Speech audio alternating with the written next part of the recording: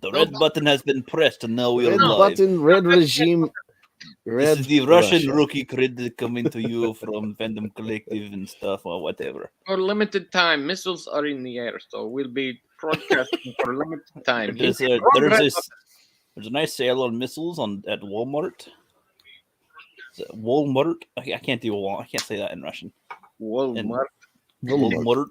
It sounds really dumb. No, say like Volmert. Volmart. Voldemort. Right. Okay, that's right. I was thinking with that's why, dude. That's why I write. Helen Keller. Like, wow. That's why I write it out. You know, y'all laugh when you saw my script for that Captain Marvel video. I'm like, ooh wee, but it keeps you in character. When you no, I know what you. I started to do that now recently, where I was because I'm trying to say certain things, and then I'm like, well, wait a second. I wrote it like this, but I'm saying it wrong because I want it to be like this, and so I'm starting to write like that sometimes. Or like I'll even write gonna instead of going if I'm gonna do a line that says it like that. So I'm like, okay, I can see where Anguloid is coming from. That makes sense. Yeah. That makes sense. But yeah, how's it going, fellers? Good. Very good. Very good. Flip, do you have your camera and do you have your new Purdy weapon there? Yeah, hold up, let me grab Show me your face. Show us your American weapon there, boy. Absolutely. Let's have it spew on the screen. All right, let's see. Let me get my camera. It's a beauty. I had my freaking camera off, right? Don't be shy. Ah! There you go. It is a real bad boy, no doubt about it. We got the stay off my lawn, Ukrainians. see, it opened up. It takes 5.56 NATO rounds. Yeah, it's a 16-inch barrel. It's hard and heavy. Is that for squirrel killing or no, just kidding. Man, the times are strange, you know. So I figured squirrels are bombing things now, so you got to be careful. Protect my family from the squirrels. You know what I'm saying? Mm-hmm. No, gotta watch out for squirrels. Those DC squirrels. Mm-hmm. Indeed, that's cool. That's cool, man. Yeah, my only weapon is a little buck knife. I gotta get something else to be a little more effective in the future. What about you, Angus? Do you have a firearm? I forget. Not currently. I need to. I'm way behind. And as you know, stuff behind the scenes, I would already have one. I forgot. Yeah. Money's got to go elsewhere where I don't want. Someday. I'm hoping this summer, two things I want to do is I want to get a car and I want to get a firearm. So working on that. Well, when you buy the car, just ram it into a pawn shop. Oh, that's a good idea. Look in the Batman or whatever. Grab those World War II grenades in the case. Oh, yeah. Faux shizzle. I was going to segue this into the Kenobi trailer, but there's no good segue, really. So, Kenobi trailer, did it drop today or yesterday or last week? Today, like noon or 1. Okay. About 3 on this side, but yeah, on the other side, about 1. Man, I don't know about you guys, but it's confusing to me a little because part of me goes, that looks like it looks like it's going to be better than Boba Fett, but I still think it's going to be shit. But man, I mean, I don't know. I'm going to pull it up so we can at least look at it while we talk about it. Yeah. A little bit, have a little references if you need. Oh boy. Yeah. There's 2 things hurting it, and that's bringing another cartoon character to live action that doesn't have normal human dimensions, and then of course the POC women. Yeah, of course. And that's not because she's black, it's because like that she's part of that woke movement, and it's a mental thing for me. Like oh no, it's all right, Flip, you can say it. She's black. No, it's like it's already bad. Movement, you know. But God, and plus that they don't have a great track record so far with these shows. Mandalorian was good, but Boba was bad. To me, anyway. Well, I just put some right in the middle. Yeah, but it's just the only thing they got right so far was Mandalorian. That's the only thing they got right. And some would argue it's not completely perfect, you know, but it worries me because this is a precious, you know, that's the only way I know it. Precious. It's like something special to the fandom because it connects the well, it's something we've always wanted to see, but it was left to the imagination. Obi-Wan's in almost every single Star Wars iteration of some kind. Yeah, He's almost always around. He is an intersecting through line for both real trilogies of Star Wars. Sure. Yes. And his influence, like everything, like this character is one of the most important in the entire Star Wars concept. Oddly enough. Yeah. So it is. It's a lot of pressure there to do it right. I feel like the actor Ewan really wants this to be really good. So I'm betting that he at least. It's hard to say too, because again, he's on Tatooine. It's like I don't know if they're gonna ever have him stay there or not. Thankfully, well, I'm saying him specifically. Like at least thankfully they will go to other planets at least, because I am tired of sand. Don't want to go to the beach. Don't want to be in the desert. I don't just want to be anywhere else. So I can't wait till Obi-Wan talks to a Force ghost having tripped on one of those Tusken lizards. That's what I want to see. I want to see that too. Oh my god, no. I'm not joking. I really want to see that. Yeah, me too. Like, it's funny when that lizard crawls in his face. It's just the best. Like, I should clip that to where it constantly repeats itself. It's really, his reaction to it is really weird. I'd be like, "Oh my god, what the fuck was that? Ah, I get this thing on my nose. It's in my head." Like, he's just like, "Oh, that happened. All right." No, it's really weird because it's just a plot device. Because the biology makes no sense that an animal would parasite you temporarily just to like help you find your way spiritually or something. It's like, all right, I'm done. Get car insurance. How do they test that? It's like, I don't know. I guess humans do weird scientific tests about things like, oh, if you masturbate something this many times, then this will happen. It's like, how do you? I don't know what you're talking about. How do you what find that reading, out? Rookie? No, I'm just saying they have science tests of weird shit. Is all I'm saying. Yeah, no, and yeah.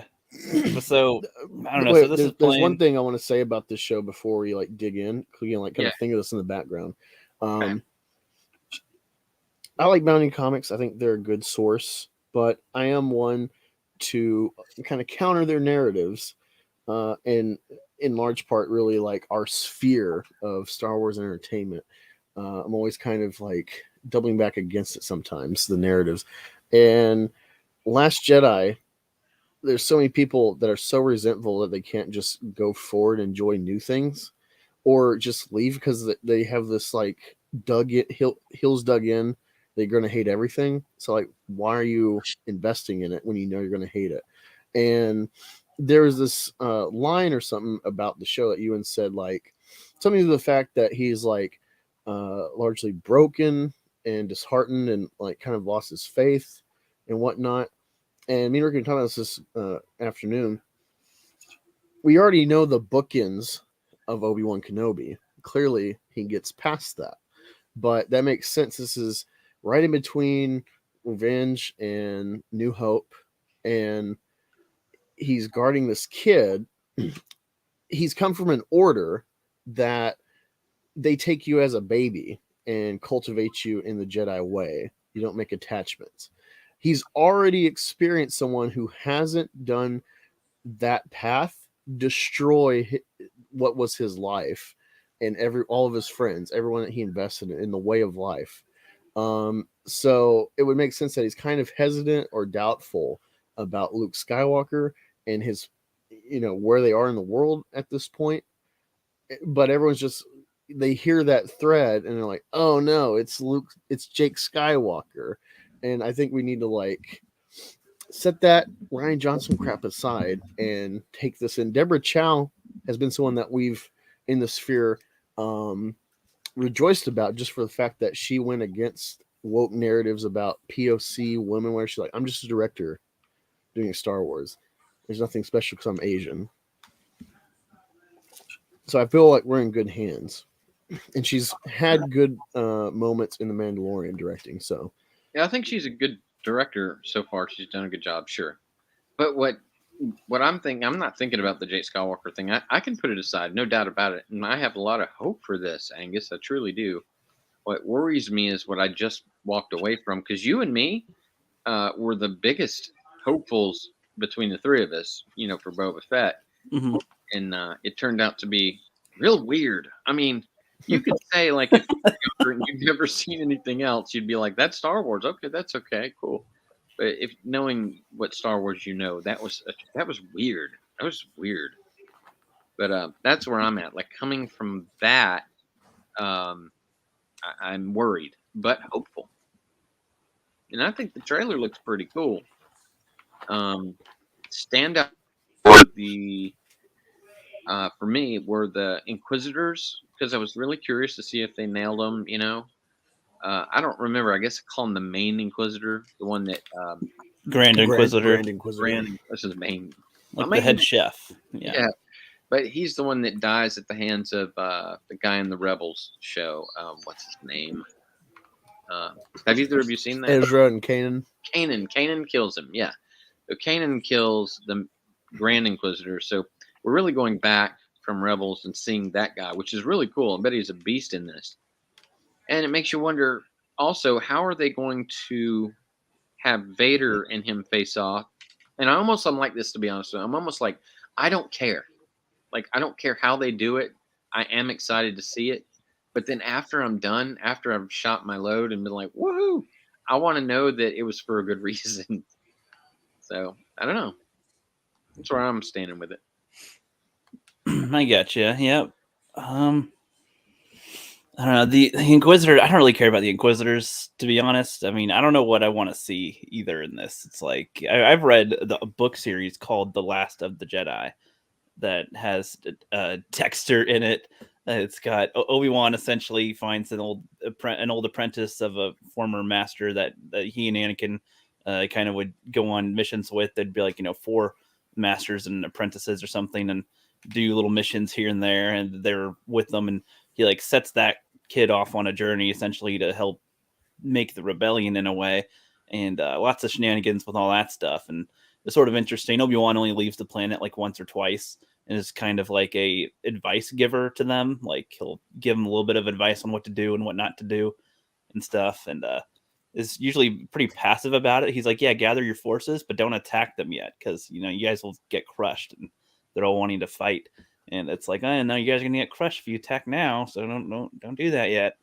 And that's pretty much the only thing I can. Ricky's gonna watch know. this like, that's not how it is in the EU. No. Give me one of those. I'm hoping they're more clever than that, but from what I can. That's Legends now. So like I guess the one thing I like is the concept that they're going with. They're trying to draw out the Jedi, essentially, any survivors. They're like, it's in their core to try to help people. That's a concept that I think is decent enough to get behind for a premise of a show. It's like, okay, so they're probably going to be doing horrible things to citizens everywhere, here and there, like nudging a little bit by bit, and assuming a Jedi might pop out and go, I'm going to snap you, and then that's when you kill him. Yeah, that's about the only interesting concept I can see so far. Other than that, it's just kind of like, I don't know, they're around. The designs for like the Grand Inquisitor looks awful to me. It's like a Zack Snyder, John Jones. He doesn't exactly look like the guy that they did with the cartoon, that's for sure. I know this was just a different dude. I'm like, okay. I really think they should have CGI'd this character. They CGI'd the IG character in Mandalorian, so it's not like they can't do it and really make them blend well today. So yeah, that's irritating me, because it's like you're not limited to have to put a guy in a suit to portray this. You could do that Jar Jar stuff they use for that IG character and so on. Mm-hmm. They have those little spinny lightsabers. I just hope they don't try and fly around with them. God, I'm not a fan of the spinny lightsabers. I'm fine with the flying idea, especially when you think about heat and stuff. I'm not. Oh God, no way. It doesn't look cool to me. It looks silly. I don't know. This shot looks really good though. Yeah, like I will give them credit. It looks like they actually are utilizing the money for this a lot better than Boba Fett, because Boba Fett looked so fucking cheap. And this looks like, okay, we're gonna put a little bit more effort into what we're showing on screen, at least. So I'm gonna guess that they probably used the money toward the end of the show. But this is a big one. This is a big show, so maybe they did. I hope so.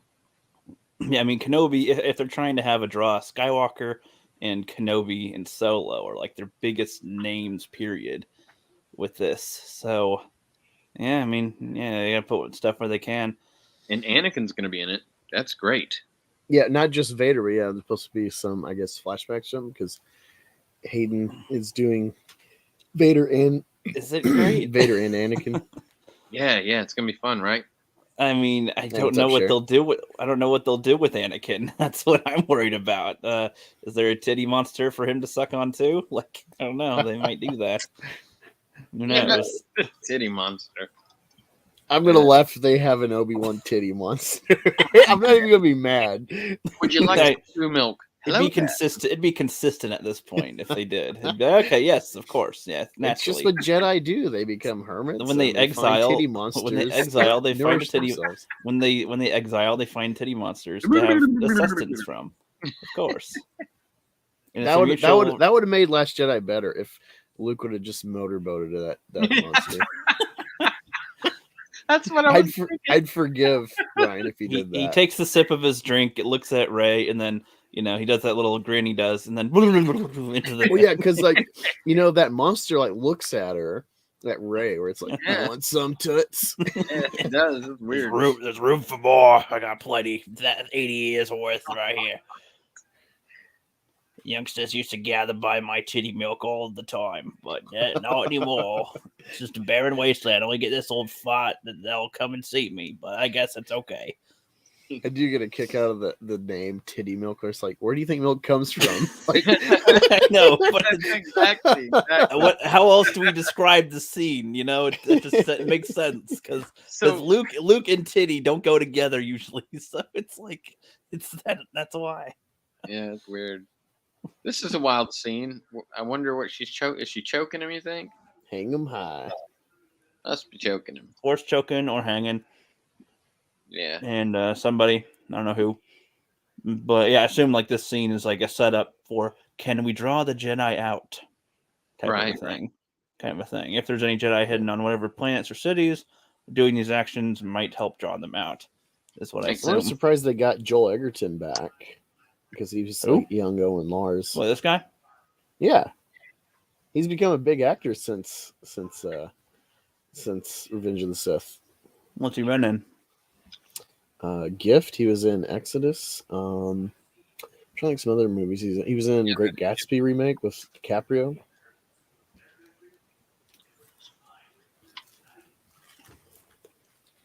Okay. I mean, he's been in some good stuff, no doubt about it. Made a bit bigger of a name in a while. I get it. You want to be in this, that's for sure. I'd love to be in this. Well, wait a minute. I say that if I knew it was going to be good, I'd love to be in it. Do you guys think this is Coruscant or somewhere else? Maybe. Look, I think I'd be down if it's Coruscant. I think it's that new planet. Due or Dayu. It's the planet where lots of crime and nobody wants to go to. Although that's weird. If she was there, she would be reaching out in the Force to look for. That's the impression I get from the trailer, that she's reaching out in the Force to find a Jedi. Maybe you're right. It might be. I'm hoping it's not either way. When you said a planet nobody wants to go to, you mean the casino planet? Right. But yeah, I'm cool if this is a new planet. Looks all right. I am excited for this. I really am. I think that it could pay off because they have too much writing on it to screw it up. But I don't know. Yeah, I feel like this is like the Vader comics. Now, there's been some newer stuff going on with the newest run of Vader comics with Greg Pak that I've seen people like, I don't like what they're doing with that. But again, they're having to work with established film lore like Rise of Skywalker, so that gets grafted into Vader stuff. But yeah, I feel like they really get the character of Vader in the comics, and more so than not, despite some controversy, I think they've really nailed him in the iterations from 2015 and 2017 and current. because they know they can't screw with such an iconic character, Yeah. and keep people around. Like he's not someone to experiment with. And I feel the same thing with Obi-Wan Kenobi, especially because he's got bookend story in the film, so we know the key points. So unlike Jake, where it's like, well, we don't know where his story ends, when we're coming into it, like we know where Obi-Wan goes. You can only add like perspective to some things, maybe. Yeah, I suppose. There's only so much you can do. The Vader stuff is going to be great, though, and you're almost to a spot where I see like that's when she's like reaching out to the Force. I assume. And then there's a droid that pops up in one of these scenes. I don't know what that is. Oh yeah, here he is. Here's your boy. Oh, yeah, this looks bad. It's not terrible. I mean, they really think that spinning lightsabers equals intimidation. I don't understand why they think that. yeah. No, I'm fine with it. Well, I'm just saying in general, like with Grievous and with this, and like in Boba Fett, they just think spinning things, and it doesn't only equal a good trick; it also equals intimidation, and I just don't see it. I wonder. It's like trying too hard. I guess it's not a huge complaint. Just like just a minor. Like okay, what are you gonna say, Flip? I said I wonder who he's intimidating there. Like that's the real thing for me. Like it must be somebody semi-important. He doesn't particularly look like the guy from the Rebels cartoon, though. The guy had a longer face and red eyes or something. Yeah. Well, that's because he's a moon. I think he's supposed to be a moon like Plagueis, so they got like elongated features. Not as much as like a Kaminoan, but somebody said he's supposed to be an Utapauan or something. Maybe Utapau. But yeah, you see like it doesn't like we've seen them in Revenge of the Sith, and this doesn't look like that. I was thinking he was a moon, but either way, it's like they have exaggerated features, and this looks like someone cosplaying from their house, like doing pretty well. But that's the thing. Like I thought the Ahsoka Leku looked really bad on Rosario Dawson, and then I see this, and I'm like, this takes the cake. Yeah. If anyone's complaining about Cad Bane, oh my god, look at this. This is awful. Yeah, Cad they was had plenty of fine time. This got delayed because of rewrites and shit. So unless the Inquisitor was like a last minute thought to key in to make you like go watch Rebels, I don't know. This is weird. I don't know. I think the guy that he's intimidating could be a clone, maybe. I don't know. That's possible. They like to do that, having characters you already know. Like Rex or one of them.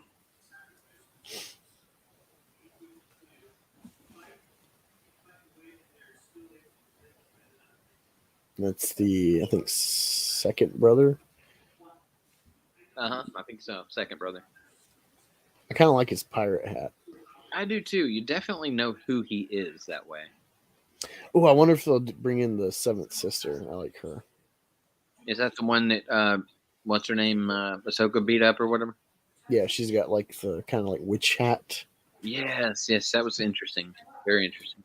Yeah, I wish that I could see this as intimidating too, but they always show the stormtroopers being easy to kill. That would be impressive in the show if they at least show stormtroopers like being somewhat of a force that is like not so easy to kill. A little bit. They only do that to suit the plot, but stormtroopers are always stupid in the end.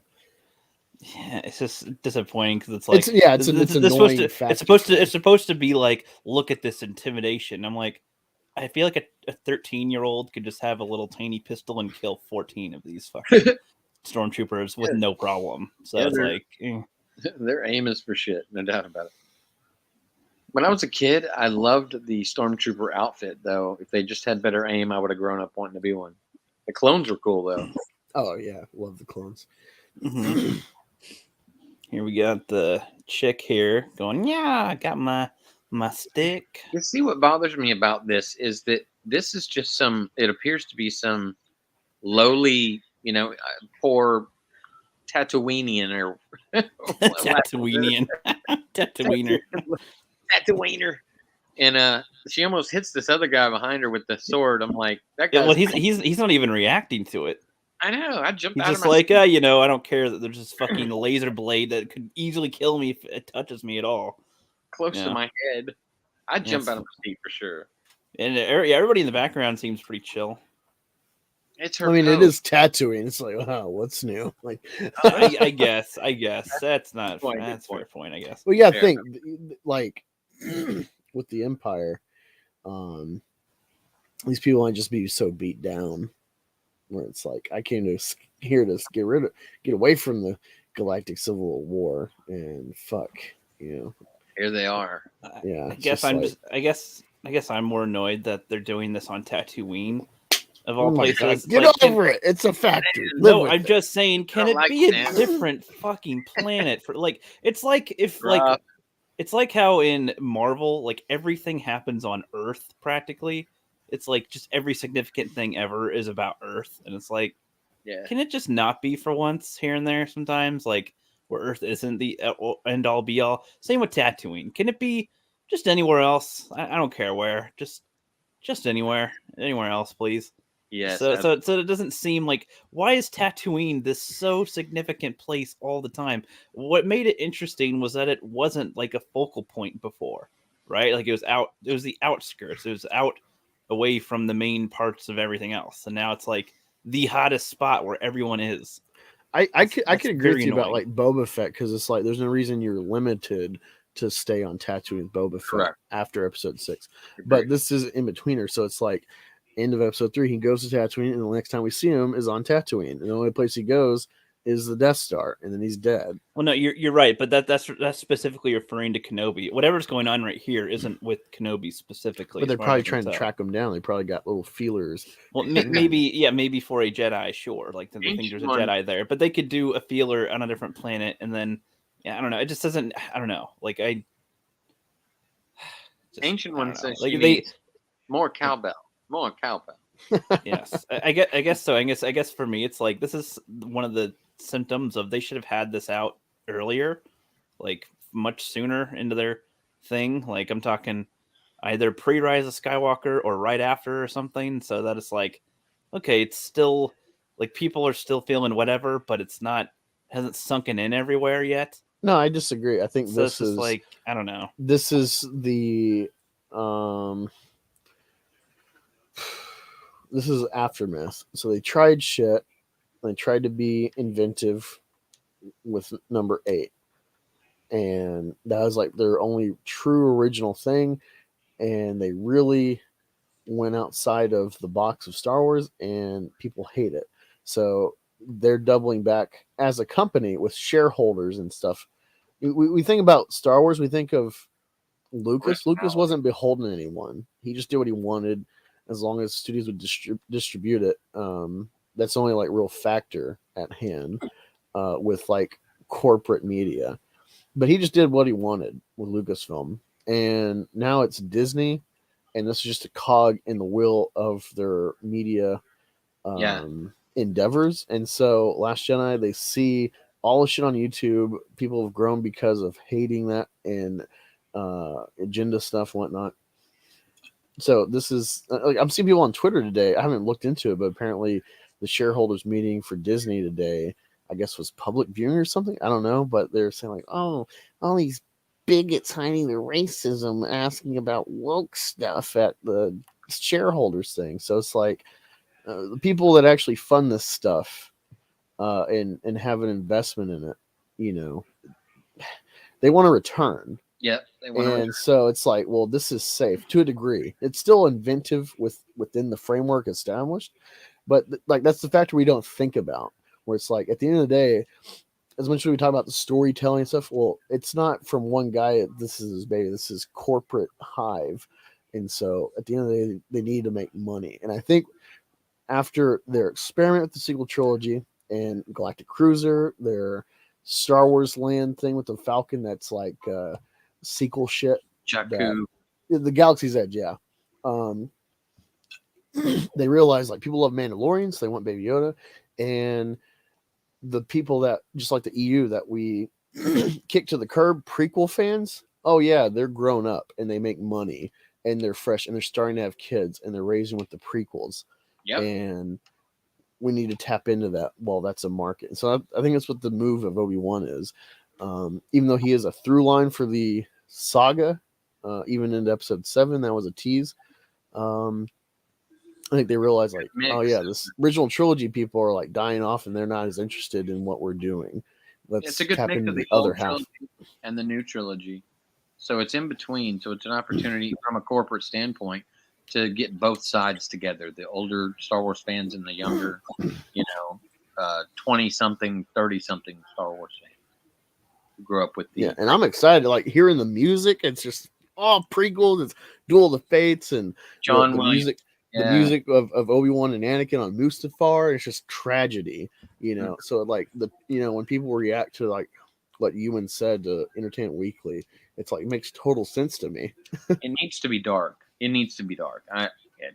Things like this picture, I'm not going to judge the whole thing on this part, but it's funny how she poses in the middle of nowhere where no one would see her pose like this. But I get that, whatever's happening here, we don't understand what's happening, but I know what you're saying, and I agree with that. And that's a good thing that they're finally realizing that we need something that is more original, but they want to play it safe enough that they can bring both the sides of the fandom together. That's cool. I like that they're making an effort. So really, I guess it comes down to what we end up seeing, right? And bringing John Williams in, Hayden Christensen, Ewan McGregor, even the guy who plays Lars, I keep forgetting his name. I mean, just the more people. Oh, and Bail Organa's in this, Jimmy Smits. A lot of actors that we remember. And it's super important to Ewan, too, to get this right. He said it on more than one occasion. And Deborah Chow's a good director. So, I mean, my hopes are high. It's still fun to make fun of some of this shit, though. I can't wait till the end of this when everyone's loving it, and I'll have to remind them, Kathleen Kennedy gave you this. Yeah. Oh, if they blow it? Oh, my God. No. They're saying if it's good, it still was for her product. Oh, Yeah. that's what they'll say. Everyone always sidesteps like, well, this is Filoni or Deborah Chow. It's like, Kathleen Kennedy's the one that unveiled Ewan McGregor on stage. Like, we're doing this. And now it's coming in 2 months. And when people love it. Which scares me that there's going to be that, even though, there's this whole corporate mentality, but there's also this political agenda mentality, too.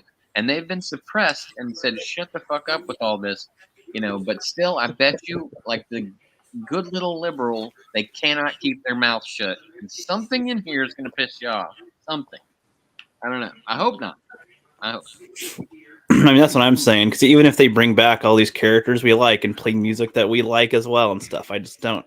It's not enough for me to trust them with it. It's just like, well, yeah, you're using things that are already known that people enjoy. That's not that tough of an achievement yet. It's what they actually do with all the stuff that'll be a bigger difference maker. Well, I think they learned from Force Awakens that a hollow memberberry doesn't go far, because no one really talks about Force Awakens except that was a good start. I really got into it. They brought me back, It had potential, but that's all it was potential. Yeah, it was a good, fresh, soft reboot start to get us intrigued again. And yeah, but long term, no one really, like, that's probably the one movie of the 3 where it's like, yeah, that was solid. There's some stuff there, a lot of intrigue, and then they crapped the bed with everything I was interested in. Right.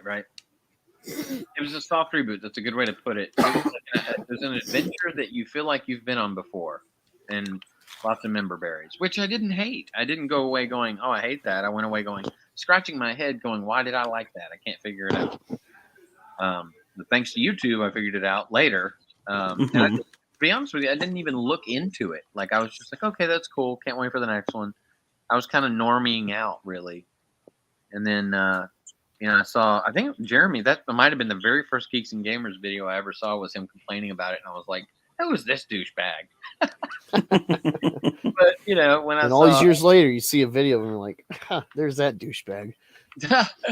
Man, when I saw his and many others Last Jedi review, because I was feeling a little frustrated, I was like, oh my God, thank God I'm not alone.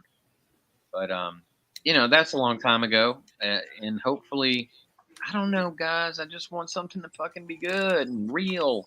And I almost feel like without George Lucas, see, they brought everybody back, even the kitchen sink, except for George Lucas. So until they could bring him on, like I wonder. Well, to be fair, I know he was helpful in Solo, and he was helpful with Mandalorian. Very cool, and I think that's where we felt it a little bit before the Luke Skywalker one.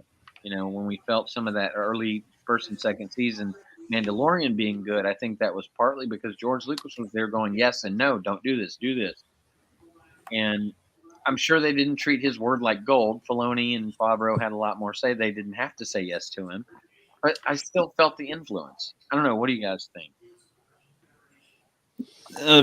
I feel pretty much the opposite, but that's just me. Well, I'll say this. Star Wars is a series for men and for boys. Everyone else can enjoy it, but they're enjoying a male property. Even the sequel trilogy tries to make us care about a girl, but the real hook of intrigue is Kylo Ren and Han Solo and his mom. And how he's related, with Vader. It's all male centric, the actual intrigue. Besides wait, who is this? Why is she powerful? But there's no real hook. And in The Mandalorian, it plays on that male centric fatherhood storytelling, where before it's Anakin has no father. And I never realized it until Filoni said it, but the whole Duel of Fates, Qui-Gon, his real role intrinsically being a father that falls, and so he's left with just a brother. And eventually Palpatine becomes his father. And in the original trilogy, it's Luke trying to fill that void of a father and bring him back. It's like flipping the prodigal son story on its head. And so that's the real endearment. So The Mandalorian plays on that, where you got this, you could say in this universe, what we're told is like a villainous kind of job, being a bounty hunter. And this one contract just goes against the core of him because it hits home. He was a foundling and he was about to get killed. And so he goes against his whole nature to protect this little baby that becomes his surrogate son. And we see the through line in Boba Fett so far for Baby Yoda and for Mando, and they're investing in each other. And so I think that intrinsic nature, Lucas says, is one of the core things. That's like good and evil, and the question of good and evil is like a real hook for storytelling. And then for him, with Star Wars, it's fatherhood and the role of a father on his son and vice versa. That's the hook. So when you get that core, it's going to feel like Lucas. I hope so, because that's the one thing for me that's missing. And it's like not being able to put your finger on it, and you keep saying, well, I like it sort of, I like it sort of, I don't like that for sure. But then, I know that's even pushing a funny button, because a lot of people hated the prequels, that's for sure. So I don't know. Like, I know something's missing. Maybe it's the John Williams music, because I'll tell you right now, when this trailer started and I heard John Williams, I was 100% on board immediately. I don't know. No, to me, it's like, yeah, they played the score that we like. That just means they played a score that we like. To me, that's it. Like, well, it was slightly different, and I know John Williams came back to doing one new song and then to change the score a little bit from Duel of the Fates for this particular show, I guess. That's why, knowing that in my head, I was excited and 100% in. Because to me, his music is Star Wars. That's the point I'm trying to make. You could put anybody else in there, like the guy that did, oh God, I wish I could remember his name, but the guy that did Rogue One, really awesome. I love that music. I'd buy the soundtrack if I can ever remember to go do so. But, yeah, the crazy thing is he only had 6 weeks to do that. Yeah, it's crazy. Unbelievable master of his, talent. But still, no matter how good that was. I think that's the same guy who did the Batman score. Really? I know he did a lot of good ones that I knew I liked. He's done a That's lot of Pixar. That's freaking cool. But music, I've always said this since the moment I met you guys. That music is a big part of shows and movies. Take the music away from Star Wars, and you're taking a real big heart of it. Oh yeah, it's definitely a heart of the films. It informs the emotional tone of the scene. Yes. Yeah. What you trying to find, Brooke? I'm just going through the rest of it right here. Is it just me, or did you guys find the end of the trailer a little lackluster? Like something blew up, some bats flew out, or whatever, and then you see his face, and that was it. It's just vague stuff. It's like, I don't know. It's the end now. So, I mean, this is the official trailer. I kind of thought it was the teaser all day. I was like, oh, the teaser's out.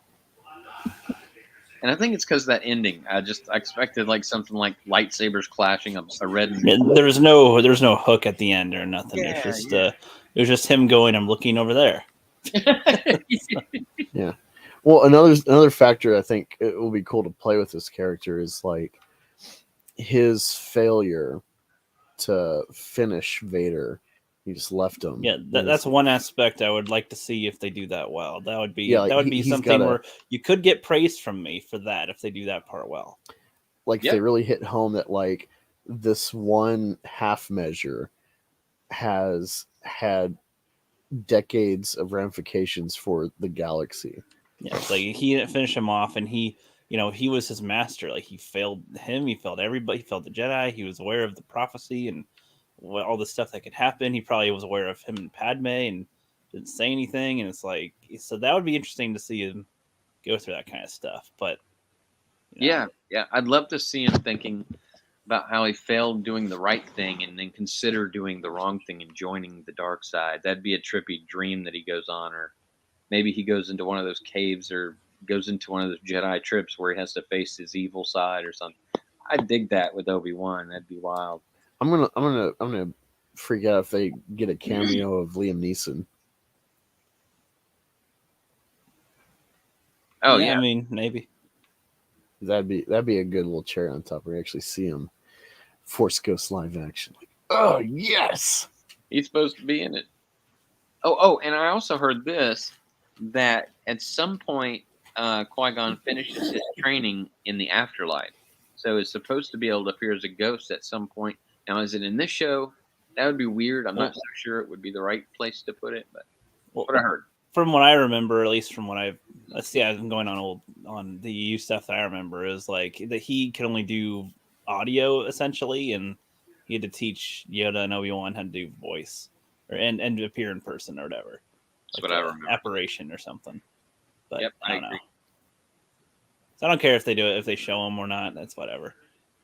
Oh, I mean, it's a huge missed opportunity if they don't. Like, come on. Agreed. Yes. I mean, I guess again, I just don't know about their ability of using it well either. Like, if he shows up, I don't give him points that he just shows up. It's like, I don't know. It's just like, oh, he's here. He goes, Obi-Wan, keep your chin up, boy. I feel like, no.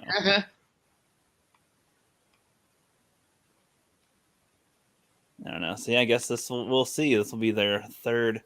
I'm just saying their third show, even though there's 2 seasons of Mandalorian, but it'll be their third live action show. I feel like there have been more shows because they chopped Boba Fett into multiple shows there. Maybe that's why.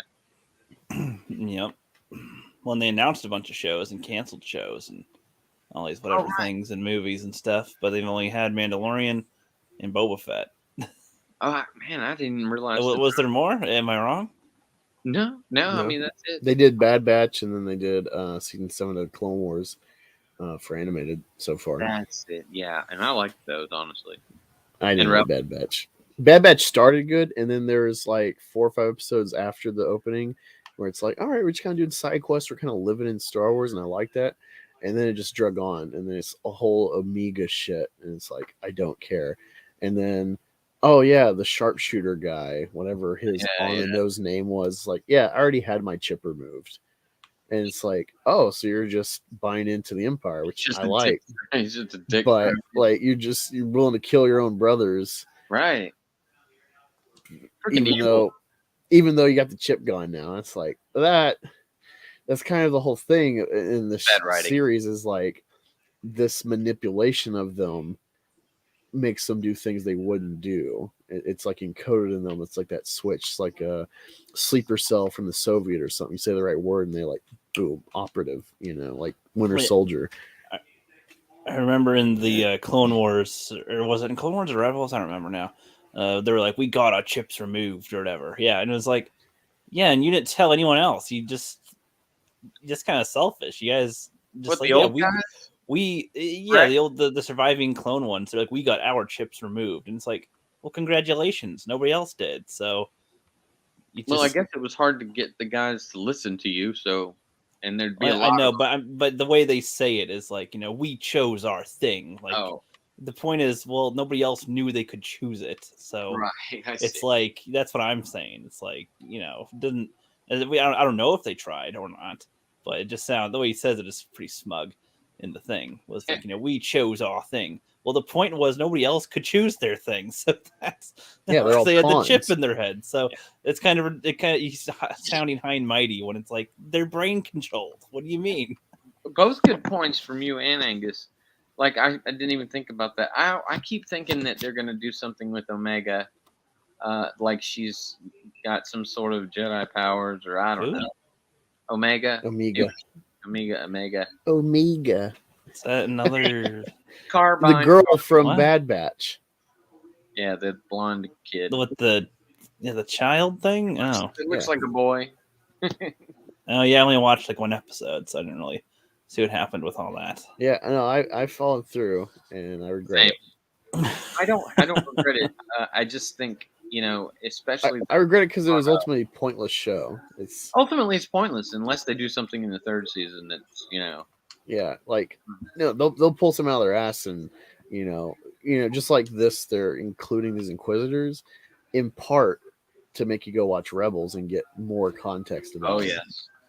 Which I don't mind. Like I said that about Boba Fett when I was getting Ricky to watch it. I'm like, yeah, I love how episode 1 it starts out, and if you're familiar with the original trilogy or prequels of Django, you'll understand them, but like without seeing Mandalorian, you won't get like where he fits in this growing pocket of the world.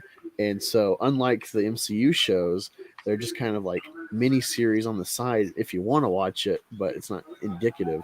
This is like, if you want to follow what we're doing with Star Wars, you better go back and watch Mando 1 and 2.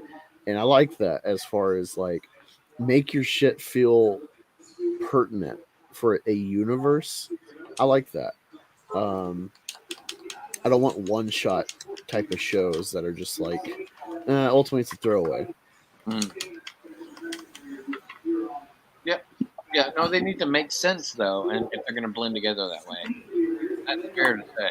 That currently didn't make much sense at the end. I just think some parts of the story was good. I'm thinking that they're going to do something unique with the girl.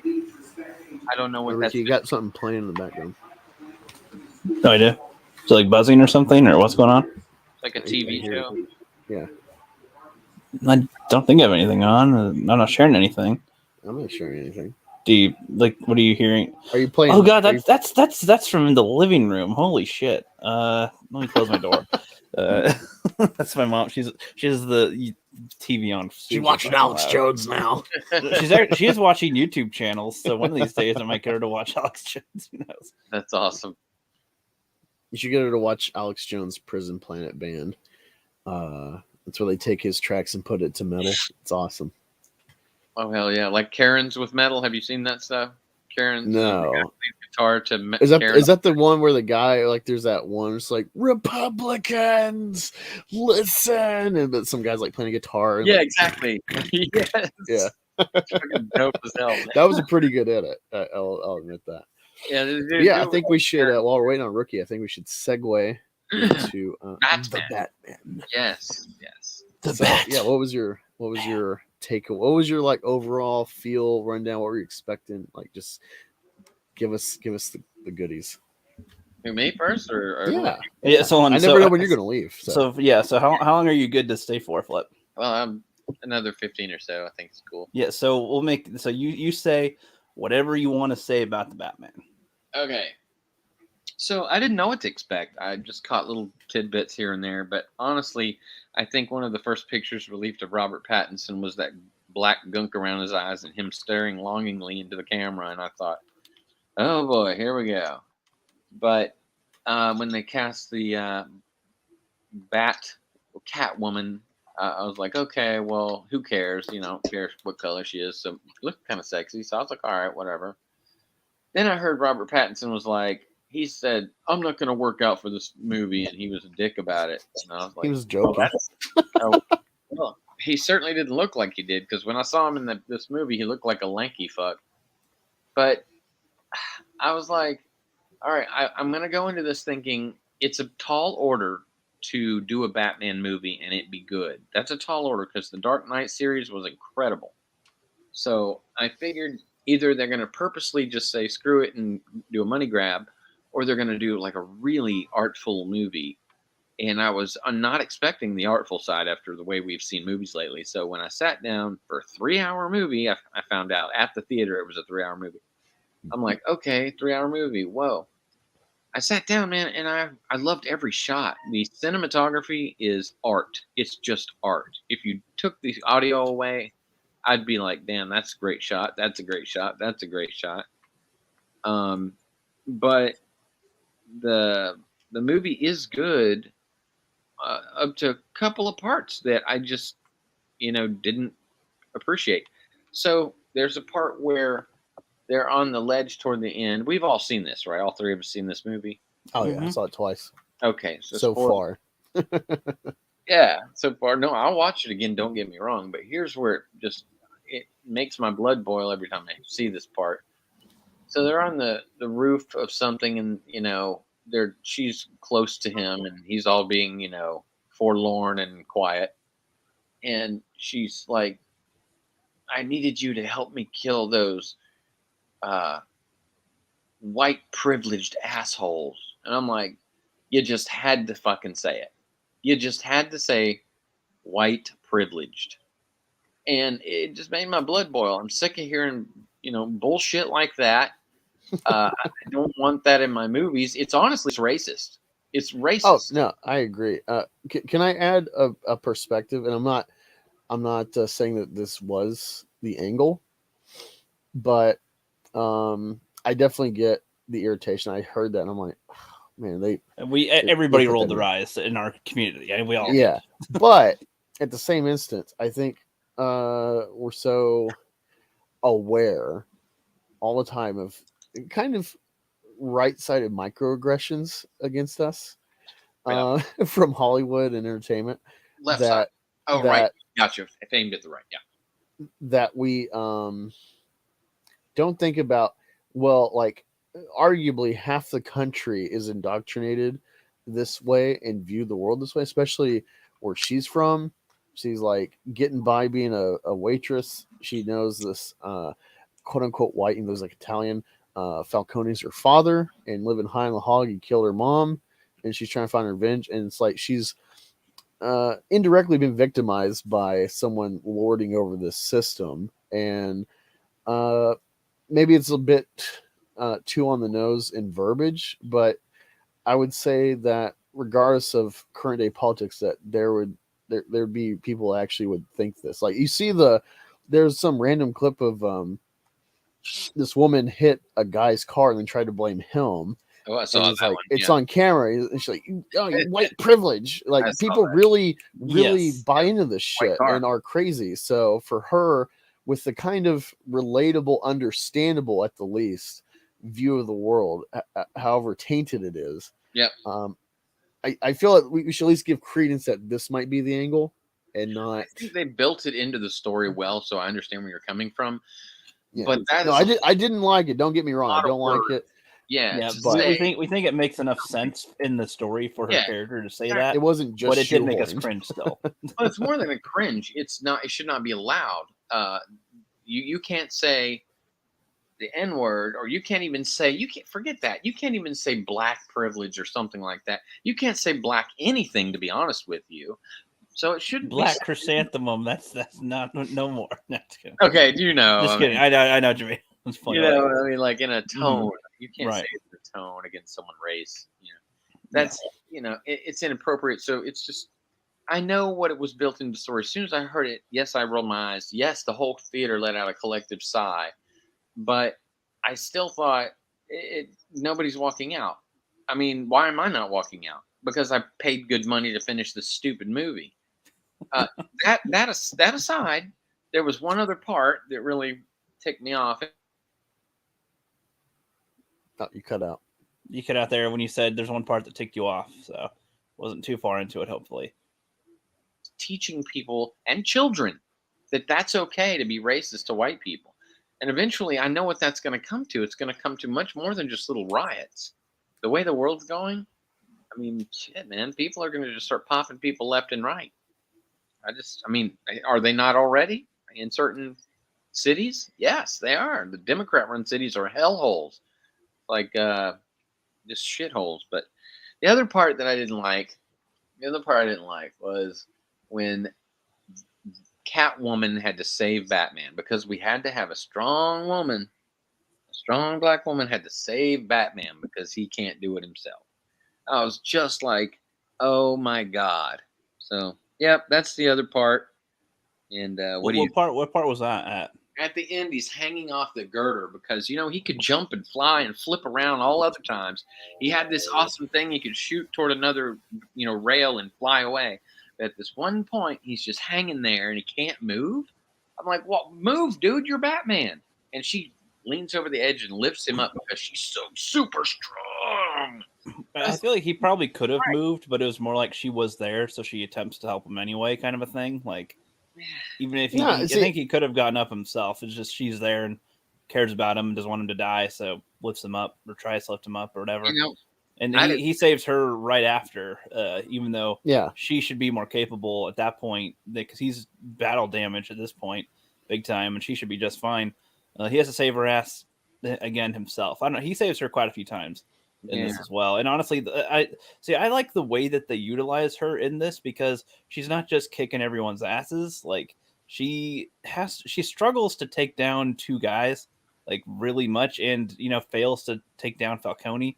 Like she would have been killed if not for interference and all this other stuff. So it's like, and when she first ran into Batman, like she tries to hit him a few times and kick him and stuff. He barely moves. Exactly. Like her punches and kicks does nothing to him. So I'm like, he's a brick wall to her. I agreed with that. I was in the movie, just like what you're talking about, all the way up until she said white privilege. At that point, I was in a different movie. My frame of mind completely switched. And all I saw was that bullshit. So maybe that's true. If I watch it again, I'll put that, and I'm sure I will watch it again because it's an artfully done movie, and I like the story. And I'll try to, not think that, but that's the only reason. I think when I heard that, I was just in a different zone. I gotcha. Was there anything else you didn't like in it though? No, not really. The ending sucked. Yeah, there you go. The ending sucked. It just wasn't. It didn't feel like a big ending. There was no big bang. It was like having sex and then you just can't finish. Like it just. That's interesting because to me, I kind of wish there wasn't a huge. I feel like it being the type of spectacle they set up felt a little weird based on the rest of the pace of the movie. I wouldn't mind a non-huge like shootout type of thing, like the cities, the flooding and everything. Like I would have preferred a smaller ending. Like nobody won. Like I mean, they won. He lost. The Riddler won in the end of the movie, and I'm just like. The Riddler won. What's everyone so happy about? Like a lot of people just died, like everywhere. The whole city's flooded. Like he saves the mayor. Okay, yay, big deal. And she was shot. How the hell was she walking around like no problem? Yeah, that was weird. Shoulder. Yeah, but she couldn't even get up a minute ago. Like, but now she's all like swimming around. I feel like that was a way of saying, Gordon, you should have listened to Gordon. Like, you stupid bitch. Was like, he literally be fine. He's like, it's dangerous out there. I'll be fine. And she gets shot immediately. It's like, bitch, he just told you that's what happened. I was sad she didn't die, though. I was hoping she'd die. It would have made it more impactful, even if it was like a woke angle, because, black women, to change the system. It would have been more impactful if she would have died. Especially with, like, Penguin is now the future Kingpin being built up. He's going to have his own show. Oh, yeah. So yeah, I think I definitely feel like the fourth act was tacked on. Like, Yeah. this is largely based on Long Halloween, and the whole thing of Long Halloween is that Batman, along with everyone else, he never solves the case. Actually, like he thinks he does, Yeah. and it turns out, oh, I didn't. And they did it very different to not just mimic, but it has that same kind of end where it's like he missed the big picture, and that's like his folly because he's been so distracted with the Riddler and the clues, he doesn't see the big picture, and so. Yeah. But like the end is like it's hopeful, and it resonates with like Batman's like he's a young guy, he's only been doing this for a couple years. It's not like he's been doing this for 2 years, only going full force, trying to beat the shit out of everybody. That's his only. And he's not really being Bruce Wayne. He's not utilizing the other half of his enterprise as Batman. And he realizes this whole vengeance is like a half measure.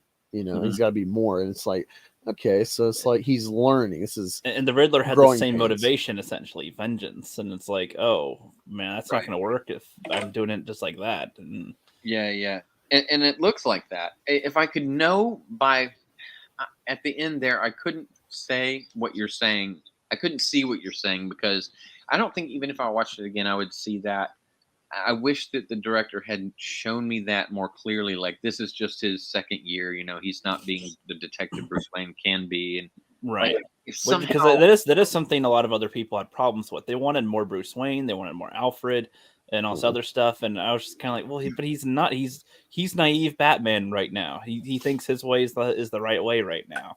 And throughout the movie, they show that he learns that he's changing. But I wish that they did him, like if Alfred even said, he's like, God, you gotta, you can't be a kid like this. You gotta think a little more outside the box, a little more long term than this. Yeah. There was also a line in the movie that got me. Like, one of the bad guys, said something smart ass to Batman, something about you're just this type of person. Maybe it was the Riddler. You're just this type of person with hanging out with like a little boy in tights and this, that, and the other. He said he was alluding to Robin, or at least it sounded like it. I don't think they said that to him. I don't think they said that to him. Well, I remember that Falcone called Penguin a gimp or something. Yeah, that was good. There was just that one.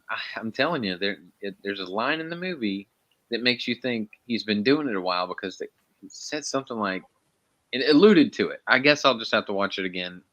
The way I'm taking, like, I worked with you for 2 years. I don't even know who the hell you are. Huh? Say again. I'm sorry. Gordon said, "I've been working with you for 2 years. I don't even know who the hell you are." Yeah. No, it's true. It was very clear about the 2 years, and I like that. I really do. Yeah, and it seems pretty clear that there's like nobody else in his life that's important, like just Alfred essentially and Gordon. Yeah, and that's it. Like nobody else is in his life at all.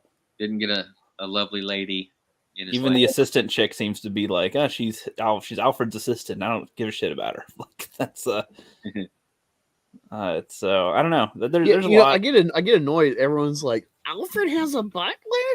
It's like, do you not remember Dark Knight Rises? Like they got a whole crew helping Alfred, like cater and shit. He's the lead butler, man. That's all. Well, in this movie, it seems like he's not the butler right now. He's not. I'll get you tea and shit. It's like I'm running your business right now while you do the Batman stuff. So yeah, I think they pulled from Batman Earth 1, if I'm not mistaken, where Alfred. It's more explicit. Like Alfred is this former like SAS, like British special operative. Yes. And so instead of needing like, maybe this is still a factor, but instead of needing like, Ra's al Ghul in League of Shadows, Alfred is really giving him his kind of military expertise in combat. That's what it seems to be. And, I like that. It makes more sense. Even though Dark Knight trilogy is cool, it's kind of like that's like the comic. He found a Shadow League of Ninjas and trained, then went and became a bat. Yeah, that's. It's fun, but I do wonder how comic booky. Though I do wonder why he chose a bat for this version, if that's the case with Alfred. Like, oh yeah, so after our training, I'll be a Batman, huh? Like that'd be funny. I think that's how that works. Okay, I think that is probably like Spider-Man where they just kind of gloss over in Amazing, and then Tom Holland Spider-Man's like, oh, Uncle Ben, they just gloss over it because we've already had it Well, no, I know what you mean. I know. solidified in. No, I'm in not. the I'm not first, saying what they Spider-Man. really picked. I'm just saying that that's just funny to think about. It's like, okay, so British intelligence man, you trained me and everything, great. All right, so I'm going to try to be a force in this thing. So you're going to be a cop? No, you're going to do things myself. Okay. So what are you going to do? Or you can't just do it as Bruce Wayne, right? I think Bats are in the dark. They show that Bruce has sort of just kind of gone off on his own, and Alfred is trying to reach out to him as a father figure because he feels so bad that the boy, because we're only seeing Batman at this age, but Alfred has seen this child grow up and been the best father figure he could, and now he has no control over what this kid does except to try and agree with him. Although, because of his experience, he does agree with him. He sees he's trying to do the right thing. As goth as he is, he's trying to do the right thing.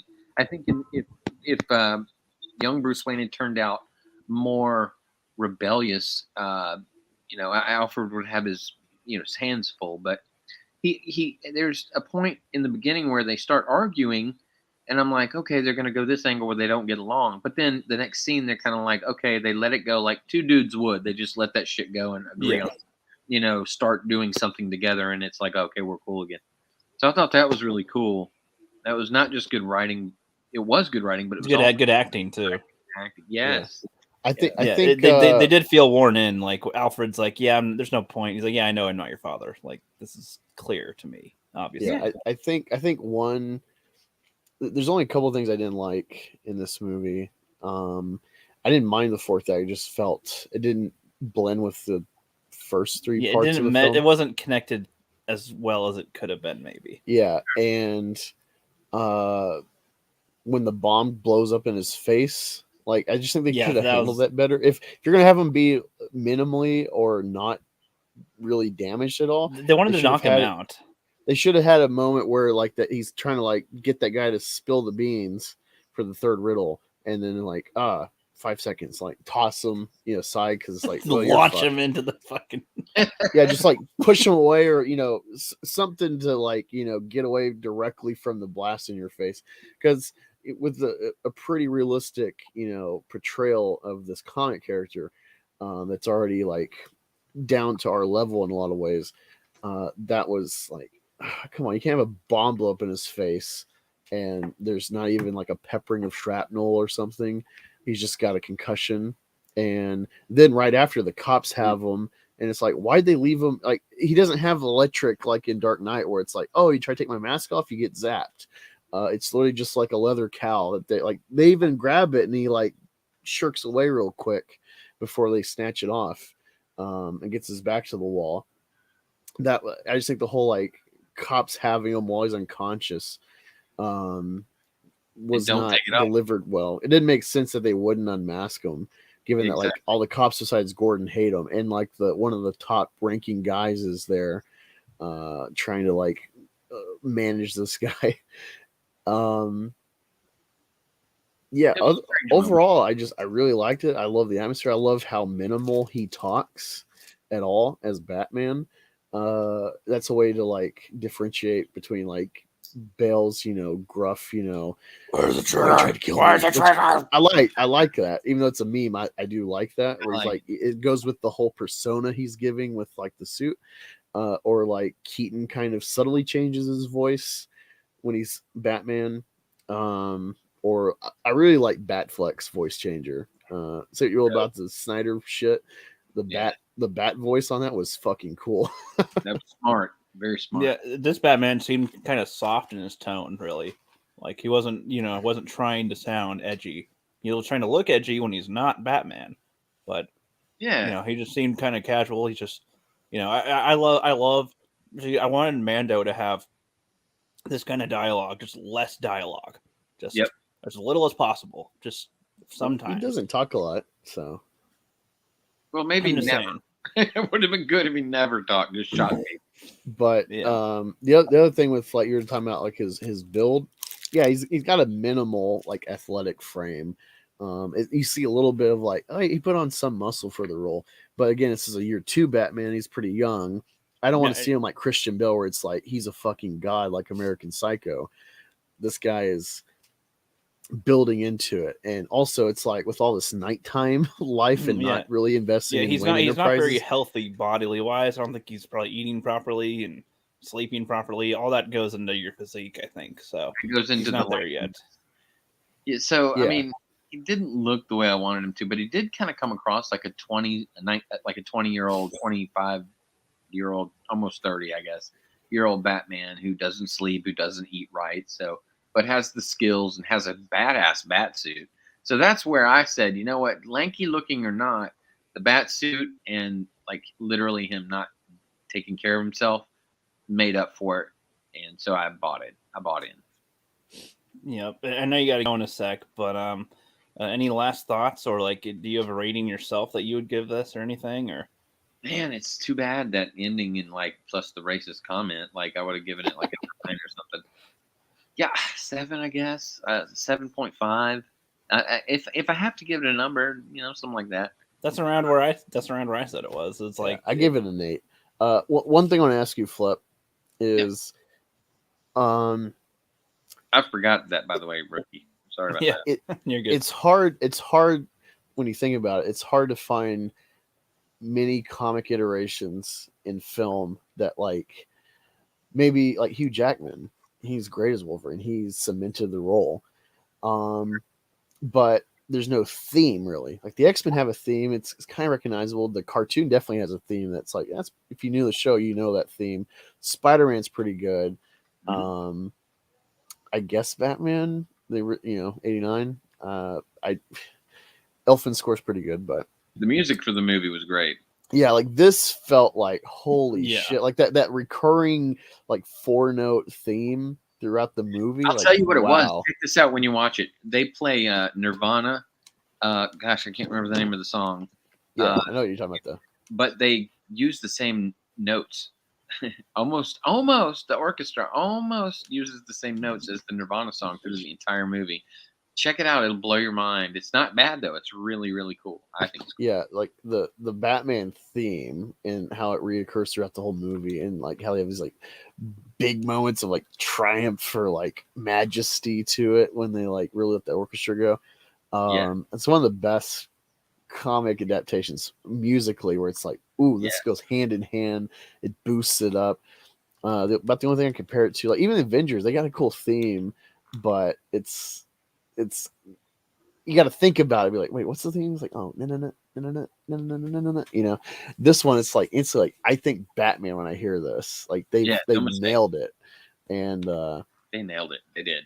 I love it. It really matches like Batman the Animated Series with like that music, that whole opening. It's like a 1.5-minute opening every episode, but it's like its own story about Batman when you start the show. So it's like I could skip, but this is just so good. Yeah, I feel the same. When you hear good music, it makes the biggest difference. It really does. Draws you in, or it spits you out. It depends. It really depends. Well, that's it for me, guys. Walks in the fire behind him to Penguin, and you see that. Oh, yeah. Like, you're fucked. Yeah. Oh, yeah. My.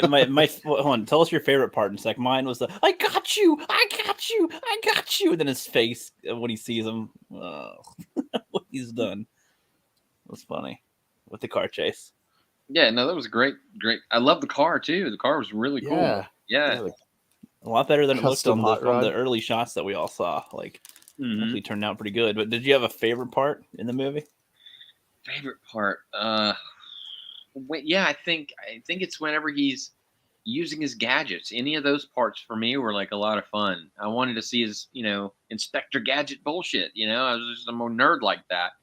But that's the best I could say for favorite part because the entire movie was just such a work of art, except that racial shit. But everything else just worked for me. Yeah, it was like I think it's a great film. I thought it was a good film, but a lot of me felt uneasy about it. Like for some reason, like it's a good film, but I didn't enjoy all of it. You know, it's a weird feeling. Yeah.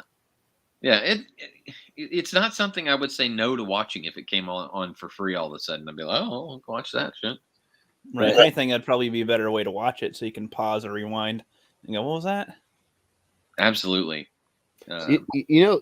Overall, I really liked about this is that they didn't worry about general audiences. Like this could have been a rated R film, and I wouldn't have been surprised. Even though it's not like necessarily bloody or anything like Joker, it feels like that same tone. Like, okay, this is an adult show.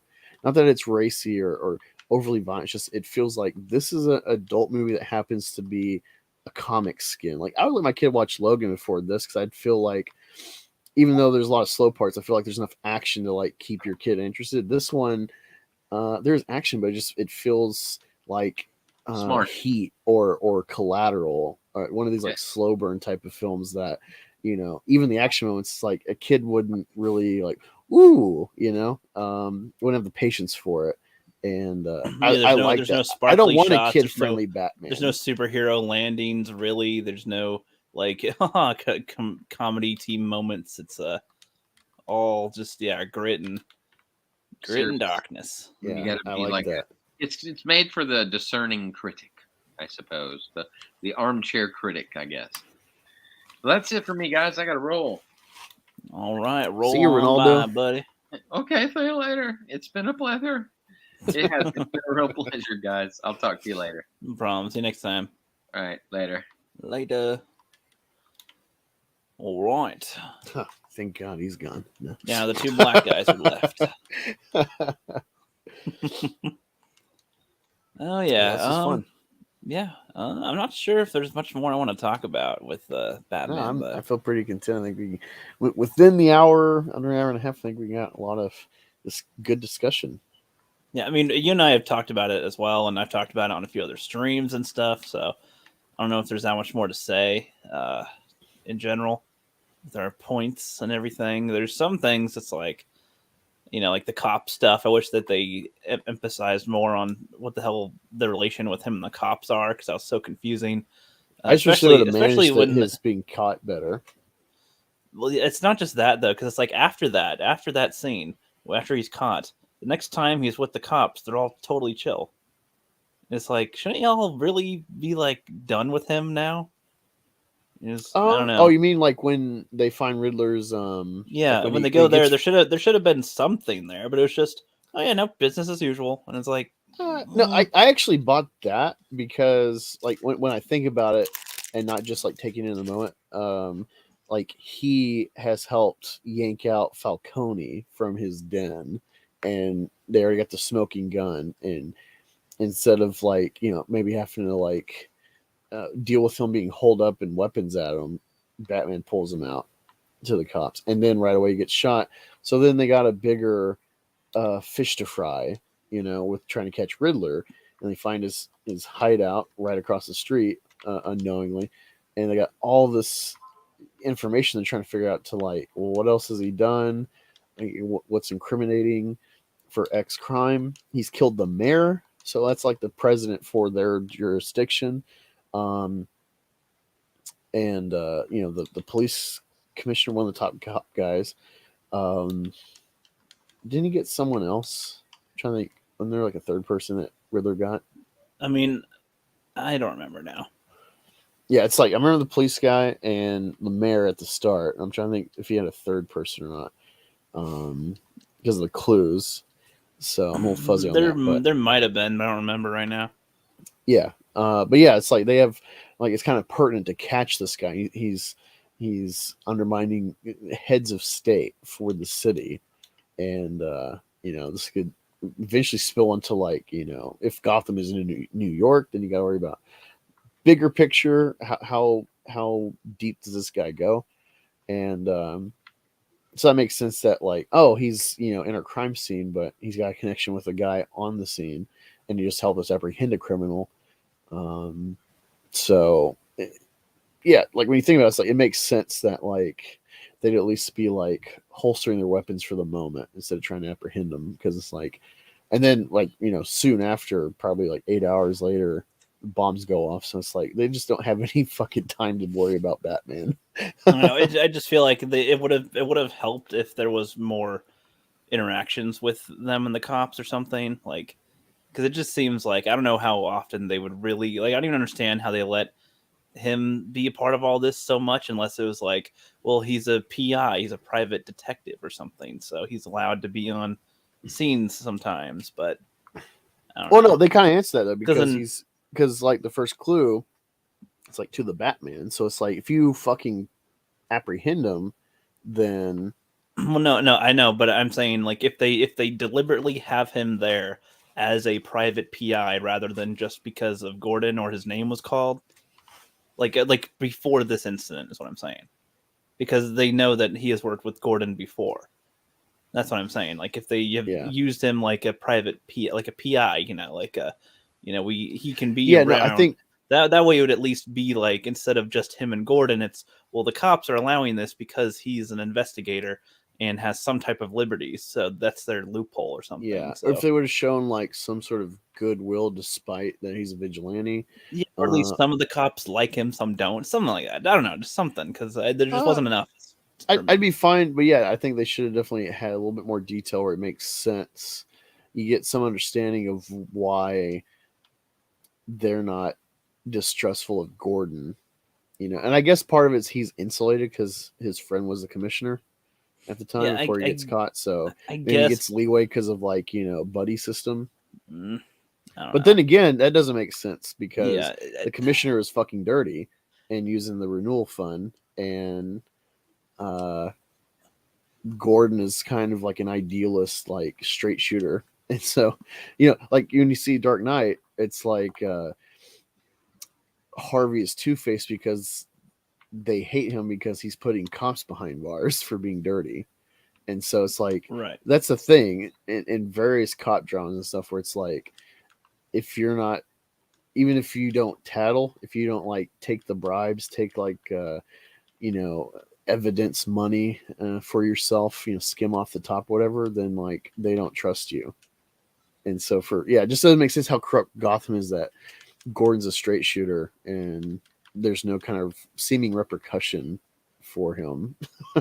Yeah. So I don't know. Like I think the film would benefit with a little more fleshing out of them, and the cops would have helped the movie a little. Yeah, I honestly probably would have started with a Gordon interaction just to give you kind of like maybe not funny, but like some sort of like Tarantino kind of opening, where you just kind of get like these two, and then you start unfolding the world, and then hey, yeah, by the way, I got this weird clue addressed to you, and then maybe bring him into like the next scene, or even if it's like they just finished, recently, stopping some bigger crime, like there's a bomb threat or something, and but because of Batman, they're able to stop it or something. Something that shows, okay, well, we don't like you at all because of your shit, but you've also this clearly saved like a bus full of children, unlike Batman or Superman. Or whatever. Like, no, Batman Forever actually did that pretty well, where it's like Two-Face and his goons are robbing a vault or some shit. Ultimately, it's a trap for Batman, but you would get at least this kind of like zero-sum game where it's like, well, this shit is kind of because of your existence, but you're able to foil a criminal able to carry out shit like this. So, I guess you're back to square one, and you're not a plus or a minus. You're still at zero. Right. Something like that. Yeah. It's like when I think about Batman Forever, I like them. I mean, it's like, well, that's kind of a ridiculous, wacky opening, but yeah, again, Gordon is already a commissioner in the show, so it's like, well, he's kind of the end all be all trying to like nab Batman, and he's not going to. So yeah, just even though it's a wacky movie, it's still, when you tear it apart, it's like, well, this stuff makes sense. Yep. Ancient One says, imagine of what would happen if Batman was in the public domain as we speak. What would it be like, in your own words? Well, anybody would be able to make him whatever they want. So, well, we got less than 2 decades, then he's out there in the open. I think it'd be fun to see a Michael Bay Batman and a Shyamalan Batman and a Tarantino Batman. I'd like to see a lot of different versions of Batman. I want to see. I mean, Matt Reeves kind of, I think, did something similar to that style, but beforehand, Denis Villeneuve, the guy did Dune and Arrival, I would like him to get Batman because he really hates general sci-fi, like normie sci-fi and stuff, blockbusters. He's the anti-blockbuster director. He's kind of in the league with Nolan, so that's why Nolan works so well, because even when he's got these big set pieces and unfolding events, it's still like minimalized compared to like conventional directors. You know, because it's like the sell is, look what this character will do for his cause, not look at what he's doing. That's not the focus. It's like there's an emotional and an idealistic follow through. So yeah, I'm trying to think who would be a unique kind of voice currently. I don't know, maybe Rick Famuyiwa. He was tied to do he's guided episode 6 of Mandalorian, the one in the prison ship. Mm-hmm. He was tied to do the Flash for a while. And great news, the Flash got delayed, just like all the other DC shit. Yeah, I guess They they're just not gonna made have... this trailer. They just made this trailer. It's like DC needs heroes. Flash, Black Adam, Aquaman. It's like delayed. Maybe Aquaman isn't. We're gonna fill the summer with DC content, but it's all delayed, next so never year. mind. Yep, one day. No, now they have to delay all the movies so that they can have their lineup for a whole year until they have at least 4 in the year. They won't do any. That would be funny. I don't really, I haven't found out why, but I just, because I hate Snyder shit and Ezra's his casting, and I have no interest in seeing that fucking Flash. Despite whatever story stuff, like I hope it retcons all the Snyder shit. You know, because it just doesn't work for like real continuity. But Nope. Yeah, I get a kick because it's like, man, we may never see this fucking movie. Fingers crossed. Yes, that's not the end of the world for me. I'd rather see, you know, and I am adamant in not watching CW shit. Just how cringe the Flash run scenes are. Like, they don't even put them on treadmills. They're literally just like standing and then swaying their arms like this to run. You know, that's so cringe. But I'd rather watch that, and I do not watch that shit. I'd rather watch that than I've seen Flash. I've seen season 1 and 2 of the Flash, and it's like some things are okay, but no, most of it's very cringe.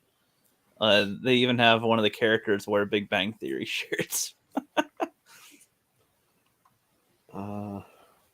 But I don't know. Like, no, again, I'm trying to look at my movies like, who would be like an interesting director for Batman that we haven't, like, I think Matt Reeves kind of cleared the board of some people that, you know, because it'd be pretty similar with what he delivered, I think. But yeah,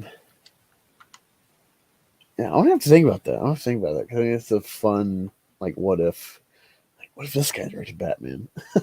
Given what like films he's done. That's kind of what I think about a lot of things in general. If like directors were able to, like, if there was no copyright, that's what I'd want with Star Wars and with a lot of stuff, because then you can actually have real creativity with this different stuff. And then maybe it's like, well, you know, if somebody thought, oh, well, you can't do a Batman like this, well, maybe you can. Oh, you can't do a Star Wars movie like this, well, maybe you can. But I'd rather not be, oh, this is the only one we'll get for years. You know, if you can have different ones in between, different directors,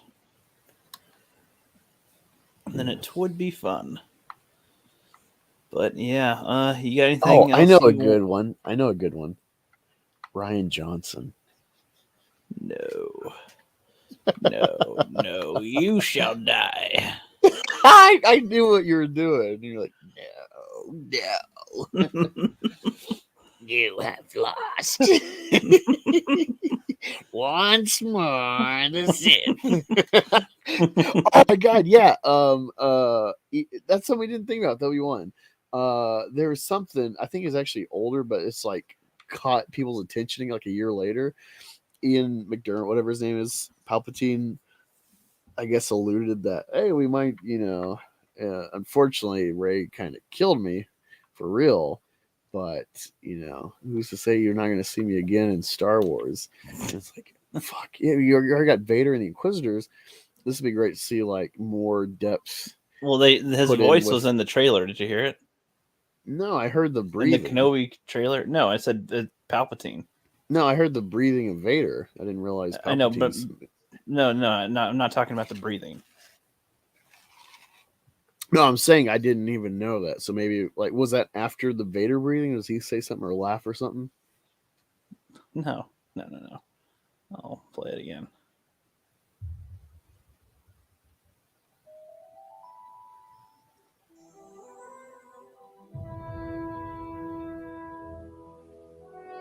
The fight is done. Get your Kenobi at first, of course. We lost.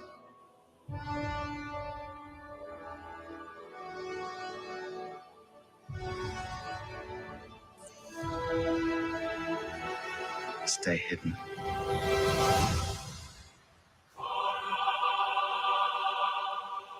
One of the best choirs ever, but still. Oh, yeah. It was a cool little... Wait, really quick. Pause it. You know what's crazy about Duel of the Fates is, when I was reading about it, John Williams was inspired by, I don't know if it's like an operatic telling or what, but I think the inspiration was like something about trees, some like song or orchestra about trees. I'm gonna look that up really quick. All right, keep playing. Okay. The key to hunting Jedi is patience. Did you hear him? What did he say? It's really low on your side. No, well, the choir is really loud. That's the problem. So he says the key to hunting Jedi is patience. Okay, cool. Yeah. Okay, so the lyrics for Duel of Fates are based on a fragment of an archaic Welsh poem, Cad Gadot, Battle of the Trees, and sung in Sanskrit. Sanskrit is a classical language of South Asia, belongs to the Indo-Aryan branch of Indo-European languages. So it's a whole wealth of anthropology and history and mythology just tied to that song in Star Wars. Cad Gadot is a medieval Welsh poem preserved in the 14th century manuscript known as the Book of Taliesin. The poem refers to a traditional story in which the legendary enchanter Gwydion animates the trees of the forest to fight as his army. So here's a little "The More You Know" segment for you. Because I remember I was like, for some reason I was looking into it, and then I was like, I wonder what inspired that. Or like, just reading about it, and it's like, what? Like, yeah, because it's crazy because John Williams has never actually watched Star Wars. Like, he's seen the clips that he's playing over, but he's never actually watched Star Wars. It's so weird that he does so well and has never actually... I'm sure George has like sat down and talked to him like, yeah, this is what I want. Because when you make movies, before you get the soundtrack, you like put filler music of like, this is what we want. So then the general, I guess the composer kind of gets like, all right, let me play with that. Let me play in my wheelhouse when I know it fits that, or what can I tease out of myself? Yeah. I just think it's very interesting. I need to watch some John Williams interviews or something. Get in his head about Star Wars and everything. That'd be interesting if he doesn't really even think about Star Wars, just does whatever else to come up with the choir. That'd be interesting. But yeah, no, it's cool. It's a cool little tidbit. I didn't realize that he. I guess if you listen to it on your end, then you'll hear the choir is so loud that you can barely hear them because. To hunting Jedi is patience. Yeah, it's like. Well, no, okay, so I never thought that was Palpatine. I don't know if that's confirmed because it seems like maybe they're alluding to the Grand Inquisitor saying this. I mean, maybe, but I feel like it would make more sense for Palpatine to be saying it. The key to hunting Jedi. I think it's the Grand Inquisitor, but I think because it sounds like Vader and the Inquisitors, Ian McWhat's-his-face. I feel like there'll be at least one scene, at least on the hologram communicator with Palpatine. Yeah. It's like, go forth, Lord Vader. Something like that. At least. I don't know. Just to me, it doesn't sound like whatever the voice is going to be for this guy, but the voice in the Rebels show, remember the Patriot, the bad British guy that he ultimately kills for killing his family? That was the guy who did the voice. Severus or Malfoy. Malfoy's father? Well, yeah, the Father Malfoy or whatever the fuck his name is in the thing, Lucius. I thought Malfoy was his first name. Not that Malfoy was their last name, because he's I mean, I'm not that deep into Potter, so because it's because the father's name is Lucius Malfoy. Okay, I think. But yeah, him. He's the Grand Inquisitor in the Rebels. I don't know who's playing him in the show. Let me look it up. See, that's what's weird. It's like you got the Grand Inquisitors, and then you make the new Empire the First Order. It's like, huh.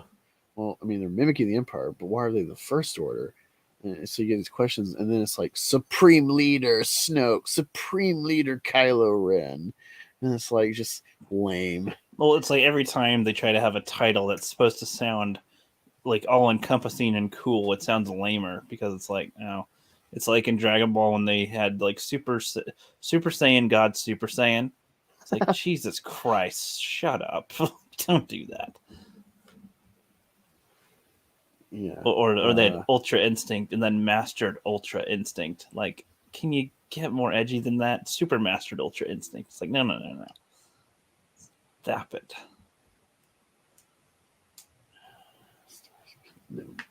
Sorry, I'm trying to find a cast list for Kenobi. Figure out who the Inquisitor is. Indeed. But, I don't know. It's whatever. I don't remember if he was British in the show or not with this. But, whatever. I don't have much more to say. No, yeah, I'm good to end. If you're fine. This is something that would spill over after the show, just my own curiosity. It's not indicative. I reveal it. Okay, I'm gonna do a funny and play the intro for our outro. See you next time, guys. Shall we begin? So it begins, and now it begins. So it begins, And so it begins. Shall we begin? it begins. So, shall we begin? So, it begins. Shall I begin?